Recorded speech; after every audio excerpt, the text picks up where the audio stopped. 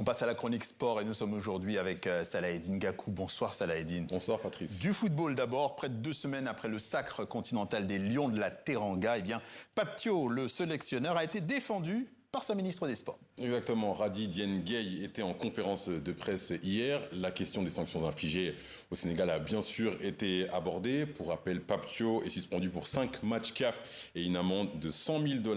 La ministre des Sports a tenu à réaffirmer son soutien à son sélectionneur. Elle a également évoqué la question de la prolongation et de la revalorisation de son contrat qui arrive à échéance dans moins de 3 semaines. Écoutez. Et tout ce qui est possible de faire, nous allons le faire. Et voilà, les voies de droit, comme aussi les autres voies aussi, seront explorées aussi pour atténuer ces sanctions. Le coach s'est comporté en Sénégalais et le coach a agi en vrai patriote. Par rapport aussi au salaire du coach, la possibilité de revoir ça à la hausse, ça va de soi. Et les objectifs étant atteints, et nous, comme nous comptons aussi, nous aspirons nous aussi à avoir le premier trophée mondial de football, à être le premier pays africain qui remportera le trophée au mondial. Il faudrait quand même placer notre coach aussi dans les conditions optimales aussi de performance pour qu'il y ait au moins l'esprit tranquille, qu'il n'y ait pas de soucis d'argent ou bien des soucis au quotidien. Voilà, beaucoup d'ambition. Et près de 48 heures après l'officialisation des sanctions contre le Maroc et le Sénégal, Patrice Motsepe s'est lui aussi exprimé. Exactement, le président de la Confédération africaine de football a annoncé qu'il avait demandé une réunion exceptionnelle avec le comité exécutif de la CAF pour examiner les règlements de l'instance et le code disciplinaire. J'ai été profondément déçu par les incidents inacceptables survenus lors de la finale.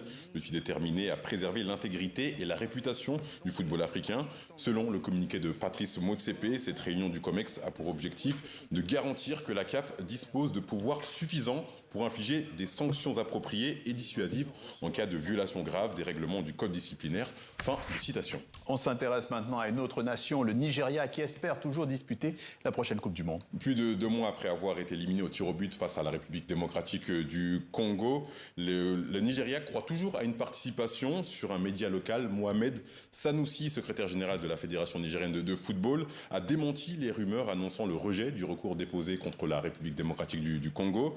Le Nigeria conteste l'éligibilité de plusieurs joueurs congolais lors de ce match. La fédération nigérienne invoque notamment une fraude administrative liée à leur nationalité sportive.